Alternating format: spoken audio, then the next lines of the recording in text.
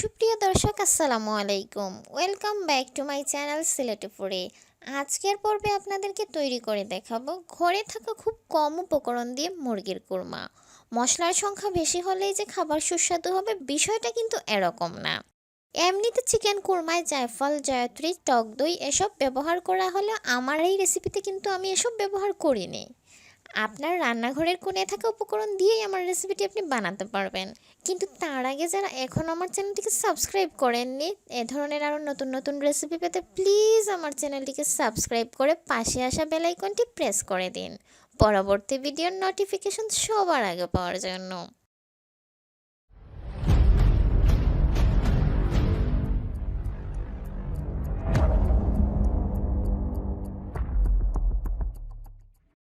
যা যা লাগবে: মুরগির মাংস, আদা বাটা, রসুন বাটা, পেঁয়াজ বাটা, ধনিয়া গুঁড়া, জিরা গুঁড়া, লবণ, এলাচ, দারচিনি, গুঁড়ো দুধ, লেবুর রস, ঘি। প্রথমে চুলায় একটি হাঁড়ি বসিয়ে সেটার মধ্যে তেল গরম হতে দিতে হবে।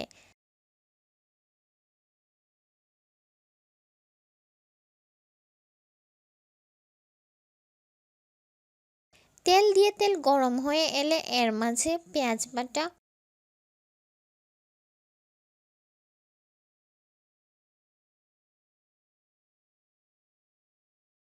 আদা বাটা, রসুন বাটা,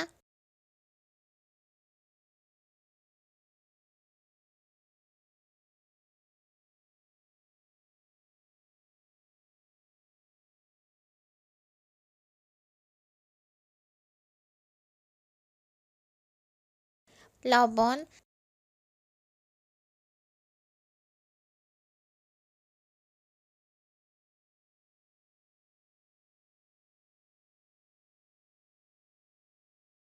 ধনিয়া গুঁড়া,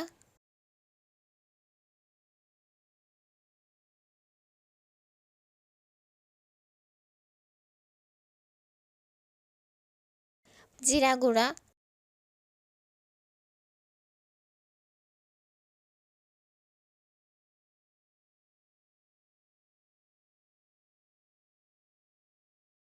কেটে রেডি করে রাখা মুরগির মাংস,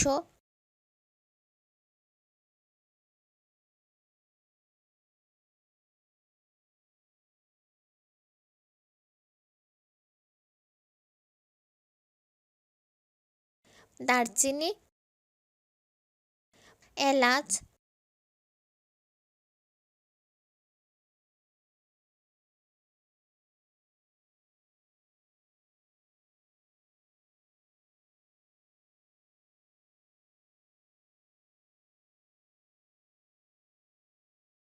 দুধ দিয়ে কষানো লাগবে।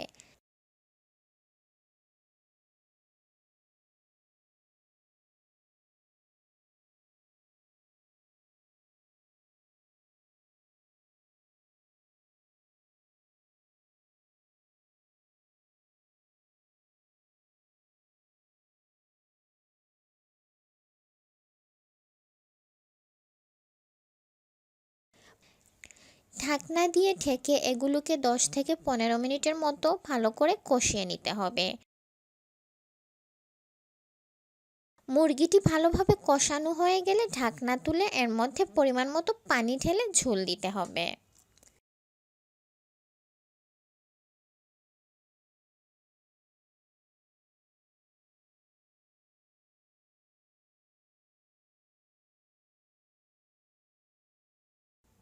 এরপরে মুরগির মাংসগুলো ঢাকনা দিয়ে ঢেকে সিদ্ধ হবার আগ পর্যন্ত চুলায় মাঝারি আঁচে রেখে দিতে হবে।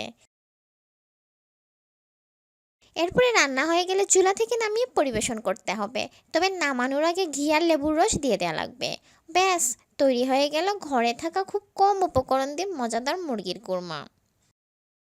তো আশা করি আজকের রেসিপিটি আপনাদের ভালো লেগেছে। ভালো লেগে থাকলে ফ্রেন্ডস ও ফ্যামিলির সাথে শেয়ার করতে ভুলবেন না। ভিডিওতে অবশ্যই একটি লাইক দিয়ে দেবেন। আজকে তাহলে এখানেই বিদায় নিচ্ছি। ভালো থাকবেন সবাই। আল্লাহ হাফেজ।